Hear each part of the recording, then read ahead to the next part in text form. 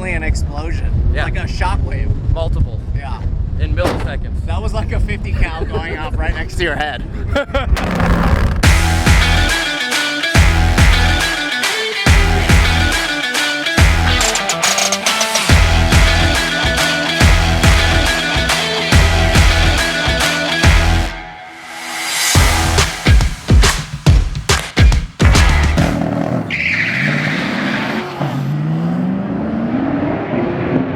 Leaf, what do you think? I approve instantly. It's got a handbrake. Leaf approves. Got an accelerometer in there too. Like most cars don't have. I don't think any car has that out here. What? I mean, Accelerometer? Okay, this is some race car stuff. What's up, guys? Larry Chen here. Welcome to another episode of Hoonigan Autofocus. We are at Holly LS Fest West. It's very windy, so sorry if you guys get some funny noises on audio. We're trying our best, but this car, I was just walking by, and honestly, this thing is an absolute showstopper. It's interesting because I say that these kind of cars are cars that I've never been able to see on the showroom floor, you know, because I just could never. Normally, when you see a car like this, unfortunately, on the street, they're all destroyed and dilapidated and the paint's faded. But something like this, the way that you built it, I don't even know where to start. This thing is insane. So this is the builder, Frankie, right? yes. Frankie? One of the builders. One of the I'm builders. not taking all the credit. Sam at P2 or partners at P2 Fab. All the really cool fab work, that's all Sam. I can't take zero credit for that. So tell us about P2. What is P2? P2, Sam started about 4 years ago. He's the second generation of auto racing fabricator / tech. His dad was worked for Parnelli Jones for a while, so everything we do is very race inspired, and like that's just a cool factor. It's like when you see a car, like we want a car to like you said, a showstopper where you stop and you're like, damn, like I need to look at that car. So like that's precisely what it is. As far as getting it to perform to the level we want, it's getting there. It's very, very close. Okay, so what did this start life as? This started life on eBay. I was on eBay and I'm like, you know what? I always wanted a T-type specifically because I like this gray. I'm like a big gray guy. So then I was looking at it, I'm like, dude, this thing's pretty sick. It's all the way out in Florida, but it started basically as a Regal T-type, cherry, 62,000 original miles, like flawless car. And then I decided to build a stroker V6 to keep the purists happy and not do anything extreme. And then when I left the shop one day, everyone's like, do a burnout, do a burnout. So I did this huge burnout, and literally, I don't know the sequence of events, but I know there was a lifter on the ground and a bunch of oil and a bunch of parts. And at that point, I'm like, well, this is the opportunity to LS it. And from there, there's been basically like 3 versions of this car. And it's basically, this is the finale. This is kind of like the tail stretch of this build. Okay, well, let's just dig into it then. On the outside, what has changed body-wise? Body-wise on the outside, not much has changed. We did fiberglass fenders. So originally to the T-types versus the Grand Nationals, the T-types had chrome bumpers with like a rubber trim around it. So it looked like more of your grandma's sleeper car. You know, the chrome bumper, it's like, it's kind of inconspicuous. But as far as cosmetics to the outside, the only thing that's really like out of ordinary as far as stock is the side exit exhaust, which is really hard to pull off. It looks like, oh yeah, it's just a tip and a quarter panel. It's like, nah, dude, that was weeks of fab time to lead up to that point. Yeah, okay, so if you had more inconspicuous wheels on this, from afar, you wouldn't really be able to tell that this thing is crazy, besides the fact that there's a giant hole on the side here. So, yeah, how did you guys get this to work then? So here, if you look in here, the whole floor is raised. So the exhaust actually goes back, and then there's another muffler, and it almost goes past 90 and then comes back down into the quarter. It's wild. The seat is almost where the old footwells were. And then as far as cosmetics, the only other thing is for the V-mount heat exchanger. We did that little scoop right there. But yeah, that was pretty wild too. achieving that. This is, I don't even know where to start. It's just too many things. And then so fiberglass front, what part of the front is fiberglass? Stock. This is all stock. We did this little P2 closeout panel because there was a hood ornament there. Yeah. I kind of want to put the hood ornament back just to be funny, but it had like, you know, the 80s ones with the spring, like doom, doom, doom. Like, Yeah. it's pretty cool. Can we check out the engine bay? And then this is where everything, like the whole curveball, this was like a boomerang. It was just like, we threw out ideas, and the cool thing about Sam and I, as far as doing builds, we're just so on the same wavelength most of the time. So we don't do anything on renderings. Like one of our, you know, a person I know pretty well is Sean Smith, and he's a great automotive designer. I've really never used them. I've asked him for feedback and stuff, but like we've never done a rendering. This is just all like Sam's crazy ideas and my crazy ideas culminated together, and the car works like incredibly well. But this engine, from where the stock motor was pushed back 10.5 inches for weight distribution. It's actually 51.49 on the scales. There's so many questions right now. Shoot away. First of all, I love that obviously this has AC. Oh yeah. I see the compressor here. But how is it that this works? So is there tubes behind this? No, there's no tubes behind that. It's a full frame car. But the body, so like normally on a car like this with a full frame, most people will attach a roll cage to the frame. But me being a car guy, like as far as like, my background was a line tech at Cadillac for years. And I always liked the fact that you could take apart a car and the customer's like, holy shit, like my car's totally, like the body's off. And so I wanted to basically make everything to be able to take apart. So this tube comes out, there's actually Allen head bolts in here with, forget what these clamps are called for the tube clamps. Not tube clamps, but roll bar attaching points. These will come out and you can literally separate the whole body. Jeez, it's just amazing to me that this is all finished and you have essentially metal wheel liners or fender liners. I've never seen anything like this before. Yeah. I've never seen that before. So one thing Sam wanted to like do, him being like the metal guy he is, he wanted to do all these sweeping like cool fender wells, and I'm like, nah dude, this thing looks aggressive. Like having 315s hang out in the front, like that looks cool. Yeah, that looks really, really cool. It's pretty incredible. Tell me about this suspension and how is it that you guys could figure out this G-bodies are just notorious, like they call it the G-body shuffle because they're all over the place. There's rarely a G-body that goes straight. It takes a lot of work for them to go straight. And then that's what they're really good at, is they're notoriously good drag cars. Road racing, different story. So like we live in LA, we started building this car, the drag racing scene wasn't huge like it is again. So I'm like, dude, I just want to make a car that we could just drive everywhere. Go mess around on the streets, like do some, you know, hoonigan style stuff. Essentially just go out and have fun kind of car, drive it everywhere. I mean, I drove this car from St. George, Utah, from Speed Tech in St. George, all the way to LA, no problems. I became friends with the Speed Tech guys, and Sam and I are like, let's just graph in a known good subframe to this chassis and put it on a frame table and just make sure everything's true. And that's what we did. We basically used a second gen Camaro subframe, and then you could see where it ties into the frame back there. Got it, right there. Yep. Okay. So I think we have like 30 plus degrees of steering angle with 315s. I mean, this thing's incredible. And then it's like notched perfectly here just Totally. for that, so you can have all that steering angle. I could actually put a 335 on this and still clear everything. It's just too much tire, it's not necessary. That is incredible. And also this V-mount setup is great too. So tell me what's going on over here. So in the V-mount, you know, just learning a lot of stuff. So Sam being like, you know, the background with the race cars, Sam worked at Toyota Motorsports, so he built all the SEMA projects for Toyota.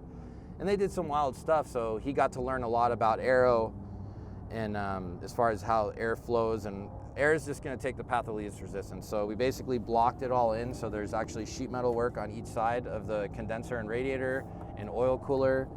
And then we put fans to help for the heat exchanger because we weren't getting enough airflow. It's a little too flat, but that's just what permitted for packaging. He made all these, he just finished all these, that bitchin' stainless tube brackets for the cooling fans for the heat exchanger.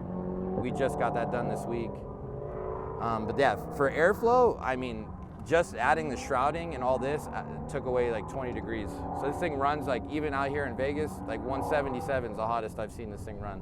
Huh. Charge temps like highest is like 120. So that's a oil cooler in front? Yeah, that's an oil cooler in front. And then that's the condenser. The black one's a condenser, and right behind that's the actual radiator. Okay, and then this is the intercooler up here. Wow. It's just so much going on. But I mean, this is so functional too. This is just sucking the air out of totally. When you're driving or like driving aggressively, you'll see like the heat signature, like all the little ripples coming out. It's pretty wild. Yeah, no, that's awesome. Tell me what's going on with the wheel and tire and brake setup. This is absolutely insane. And as you said, you can even fit bigger. Yeah. So as far as wheels, like, to me, there's two real like race wheel companies, and Forgeline, HRE, like those are the two companies that I love. I love what they do. And it's like, this looks like, you know, somewhat of a basic wheel, but it is so light being that big of a tire, you know, like we're around a lot of the drift guys, and you know, some of these wheels that these guys have, even like on a 265 or 285, that wheel's like, you know, weighs like 10 cinder blocks, you know? This is a super light. I wanted to pay some love to Speed Tech, since they've been like super helpful with us for suspension stuff, and just they're always available for us, which in the automotive industry, that's like huge. Like having people that'll answer the phone and like be like, oh, do this, this, and this, and they're like, damn, you guys are crazy, let's do it. But they're bare brakes with Speed Tech engraved in there. So this is, we were kind of talking earlier, this may or may not be a little bit of a preview of what you may need if you're running this to the 1,500 foot mark. Hint, hint, hint. You know, so that would be, that's pretty cool that you have the stopping power to run all the way to 1,500 feet. Totally. So we got 6 pistons on the front, and on the back, I don't know if we're going there yet, but there's 20 pistons out there. We got 4 pistons for a handbrake. Oh, let's check that out. Yeah, it's pretty wild if you actually look in there. You it's hard, it kind of disappears just because the wheel's so deep. We have a 6 piston like the front, and then a separate 4 piston for the handbrake. Jeez. You actually have to run a 4 piston on this thing to have the clamping force, because to get these 335s to break loose, like, you know, I'm around Micah all the time, and we've done a bunch of work on his car, and seeing how those cars just like, you touch the handbrake and it's like, like this car, you have to lay on it, even with those brakes, just to get it to crack loose, because it has so much bite. Why does this have a hydraulic handbrake? It's a fun brake. It's just a do-it-all car. So yeah, I mean, that's the thing. Like, Sam and I, we're always up for a challenge. Like, when someone says, we want to build a car that'll do everything well, if you know cars, it's like, that is very hard to pull off. So we're getting to the point where it's going to be a 10-second car on radials. Definitely sub-10s on bias plies. But just to like have a car that does everything well, and then yeah, guess what? It has registration and I could go drive it. You know, that's like what I always wanted. I never wanted it to deviate way too far to where I don't drive it. Yeah, okay, so we didn't even finish talking about the motor.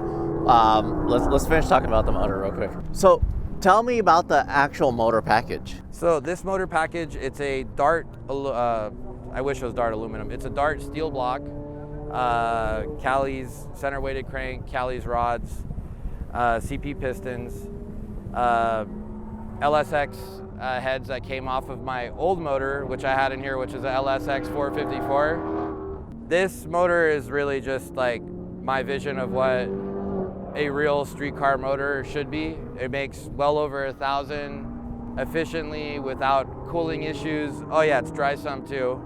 It's got Daily Engineering dry sump, because I wish you could see it. The oil pan from Daily is just like, it's a work of art. I literally just had it on my like desk. I'm just like, dude, this thing's so cool. So it makes 1,000 to the tire. Way over 1,000. How much? Significantly. Significantly, okay. Yeah. All right. Don't want to say it, but that's okay. That's okay. We gotta hold back a little. Yeah. It wouldn't be a racing culture if I didn't hold back. Exactly. It's well over 1,000. 4 digits. That's all you need to know. 4-digit Yeah. car all day long on E85. All right. And then tell me about the supercharger. So, you know, with superchargers, even with turbos, I mean, I feel like there's so much more support and forgiveness with turbos. I feel like you're managing external heat more than charge temps. So we've done so many different blower combos. This one I'm really happy with. There's obviously awesome blowers, but Whipple's been very good with us, and it's a 2.9 liter Gen 4 Whipple blower. It's the same one you'll see on a Copo Camaro. Works really well.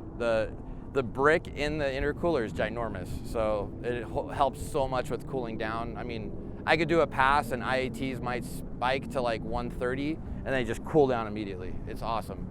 So what's your fastest pass here this weekend? Fastest pass on the quarter is 11:49 at 137. Today we will be in the 10s. Very confident. We have my friend Daniel Butler. He's more in the Honda world as far as tuning. He's pushed me into the Honda world, and I've pushed him into this firing every 90 degrees world. And we have basically all Motec, everything Motec. So a Motec ECU, Motec PDM, and then with the sequential box, we need to leave a little bit better. On a radial, it's just like very difficult, but Yeah. we're gonna try to get into the 10s today. I'm fairly confident. Look, can we check out the inside? Oh, of course. All right, so kind of similar theme on the outside, moved inside. Everything is bead rolled, right? Everything is almost, I would say 90% of the interior's sheet metal work is completely redone. We were trying to go for that exposed metal look because it's just wild. You don't see too many cars like this. And then, all the little things like the roll bar mounts, these were designed by Sam and one of our friends machined them. But like it's incredible. Yeah, just to have that, like everyone just puts like a 6x6 pad and just welds it down and be like, done. Is it the same material as the roll cage? Yes. Wow. It's all mild steel. We like to use mild steel versus like chromoly. Just chromoly tends to fatigue. It's a little bit lighter. It's just like, it's more of a street car, so I didn't want to have fatigue. I want strength. Street car. I've never seen anything like this. It's so finished and so clean. It adds so much to the aesthetic. But also, so I noticed the floor is so much raised here as well. So to keep it street car, you want it a little bit, quieter. And I live in a condo complex, and a bunch of Karens live there, and Karens don't like noises or anything that might disturb their inner peace that day. So the reason this floor is raised right here is for two things. We wanted to have this thing super low and have that stance with the wheels. So the header, it's a 3.5-inch exhaust, both sides obviously, and then there's a muffler right under where my feet are, and this blister piece right here, this is actually where the exhaust curves in after the trans, because the trans is all right here, and it X's right here underneath the car. I wish we could have it on lift, because like the underneath stuff, like the outside stuff is cool. Underneath, it's just like, what in the hell is going on here? Well, you probably have pictures of it. We can insert them here. Right there. Yeah. Okay, so and then the transmission is insane too. So this is started life as a T56 Magnum. Basically took the insides out and just threw them away and got all PPG stuff. So it's a PPG internals, sequential helical cut dog box. Tilton 5-disc carbon clutch, Tilton hanging pedals, but like as far as the trans, that thing is insanely wild. So basically we use clutch for first gear, and everything else is just grab and go. You're not using clutch. It's so amazing. There's a strain gauge in the shifter, which I actually learned is so sensitive because I was just on the road course right now, and if you actually just touch the shifter like this, it's doing spark cut so I can shift. Wow. So I have to keep my hand like at least a 1/2 inch away from it just so I don't touch it like that. But then it just getting tossed around, it doesn't. No, it just literally senses it. We have it that dialed to where Daniel knows how much pressure when I have my hand on it is for that, like this for the strain gauge. So it's calibrated to like how I drive. Incredible. And then, is this the... Oh yeah, it's an accelerometer. For what? It's a 5-axis accelerometer, so we're dialing it all in, but as far as like road coursing, it'll know how many G's is pulling in and out of a corner. So we could adjust timing, spark cut, multiple different features with the Motec based on how much G's it's pulling going in and out of cornering. So the car, like, we're eliminating a lot of driver error with the car, with all the fancy electronics. You say this is a street car, but there's, I mean, like, even the fire suppression system is pretty.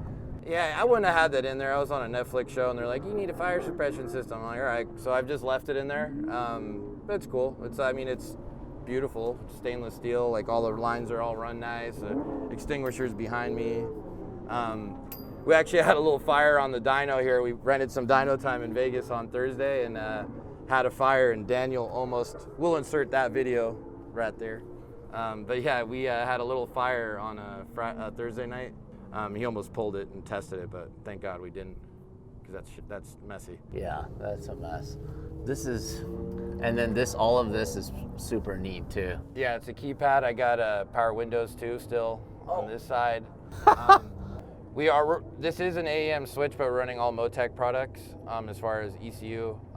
This is so basically have availability of running 9 different tune setups. It could be 9 different traction strategies, 9 different tunes, and you could do it on the fly. So like hypothetically, when I do a burnout, I'm on 0 because that's YOLO mode. That's everything it's got. And then I think our drag race setup right now, unless Daniel changed it, which he's good at changing stuff on me, I believe it's 3. So I do my burnout on 0, toggle it to 3. He's made it pretty easy for me to use. But yeah, it's pretty wild. It's a machine, and it's a culmination of, I think, some of the best talent in the world. I say that with confidence. I just can't believe it still has AC, which is why you have these vents here. Yep. And the back is finished too. It's so finished. What do people say, or what do people do when they see you on the street? So the people that know cars are just tripping out. So like if I'm on the freeway, I have people just like right next to me, just like doing this nonstop. And honestly, like, I don't care what car builder says it. We all want validation to some degree, because this is a labor of love. I mean, sure, some people get rich doing this. I don't think we're getting rich doing this right now, but it's a labor of love to get that validation and see people that actually appreciate it. That's what we do it for. Because if you didn't get that, like, I don't know if we'd be building as crazy as stuff. The crazy thing to me, or the awesome thing to me, is the people that see it and they appreciate it, they don't even know, they couldn't even fathom how much has gone into this, or they haven't even begun to understand what this car is about. Oh no, you couldn't even comprehend, like, even just the door panels to do all these little, these little details, like, it's just time. It's so much time. And then this, even as something as simple as just making this piece for the door handle just to open it. Totally. And then Sam's like, what kind of pattern do you want on the door? I'm like, dude, make an X that matches the X on my roll bar. Oh, and it just clears it. It just clears. It's the same pattern. So when you close the door, the pattern disappears because it's the roll cage. Huh. But like, that's all the little stuff. It's like, most people just put a pattern into it and wherever the cage is, but that's like the little thing. Like when I'm driving it, I'm like, damn right, that matches my X. Holy cow. Let's definitely go for a ride. I still have some stills to shoot. We'll still shoot some video of this thing, but I want to go for a ride on the street just to see how crazy this thing is. These are kind of the builds that we love to see here at LS Fest. This is, was this a SEMA car? We want to get on the SEMA floor at some point, and I think we will when it's like done. I want to sort it and then paint it, and then I feel it's a SEMA caliber car. Yeah, the SEMA cars, it is such a mixing pot of cool builds, just thrown together things, and then you have builds that are on this level, on this caliber, where I feel like they should be award-winning cars, this is just what it reminds me of. It's something else. It's super cool. Just like this, seeing something like this, it's a lot of you guys are probably gonna hate me for saying this, but it's like on that same level of the Ring Brothers. That's what I see, and I absolutely love that you shred in this thing. Well, that's the kind of cars we look up to. Sam and I are so fanatical and so picky about our work. And like, I have to bite my tongue sometimes with customers. I'm like, what do you think? I'm like, you know. But like seeing those cars, those are the guys we look up to. Ring Brothers, Rods by Troy. Yeah. I mean, Speed Core, like those are the guys that we look up to and be like, that's what we want to strive for. Yeah, yeah. Well, you're getting there.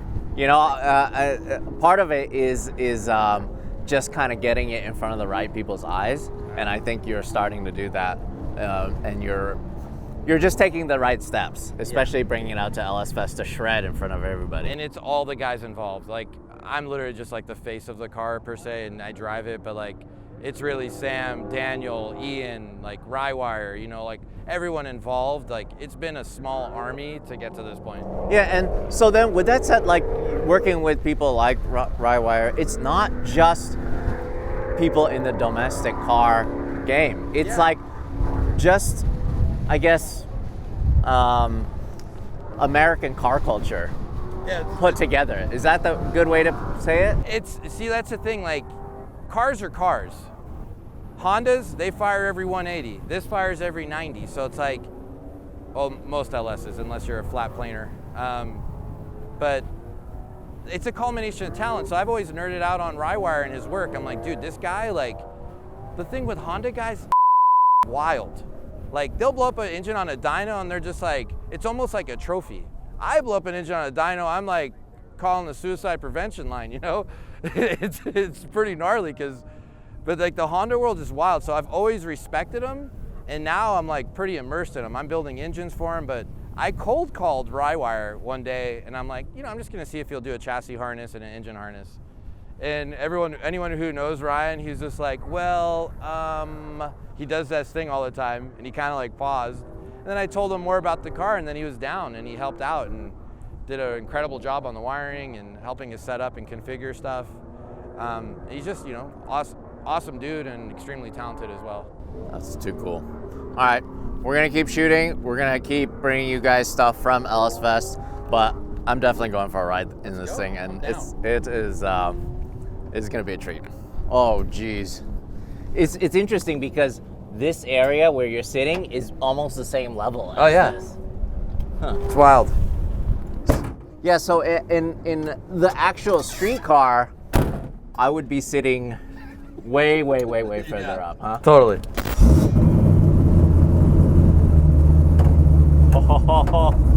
Race car things.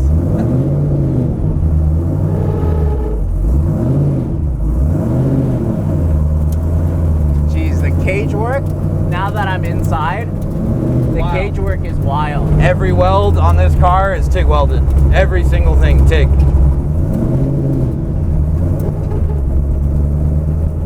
And plus, the fact that you still put a liner up here. Well, I knew I was gonna get trapped, so I'm like, we gotta put suede up there. And he's like, now? I'm like, well, when? We gotta do it now, you know? So yeah, we put suede up.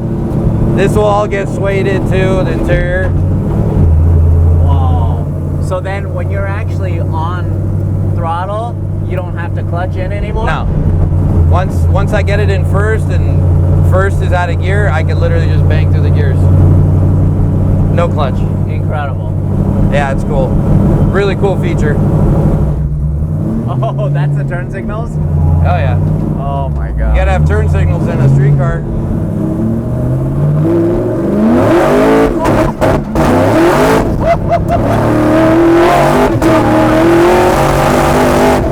Oh my God!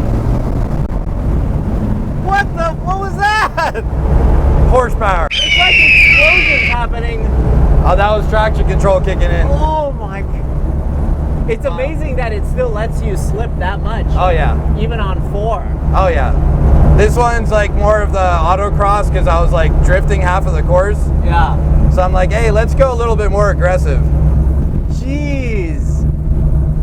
You just blew my mind, sir. Holy wow.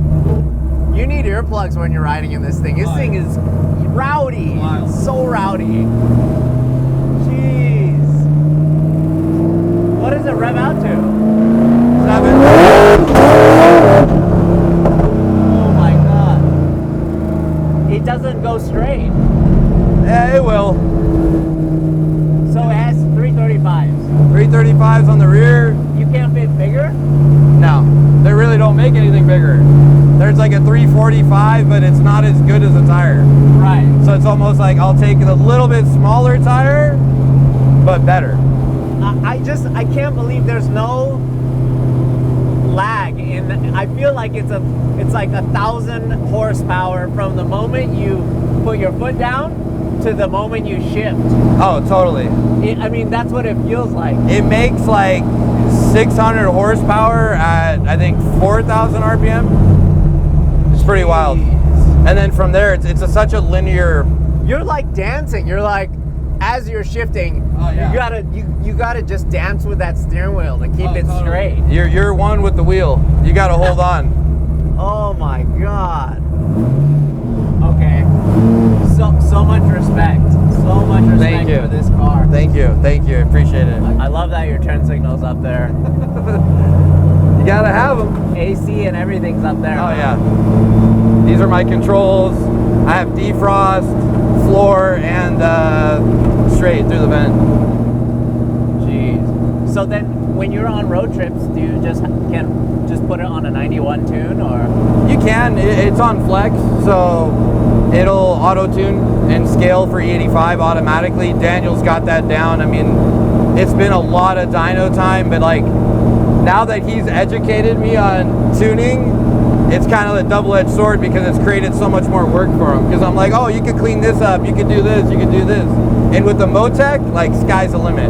It's literally sky's the limit.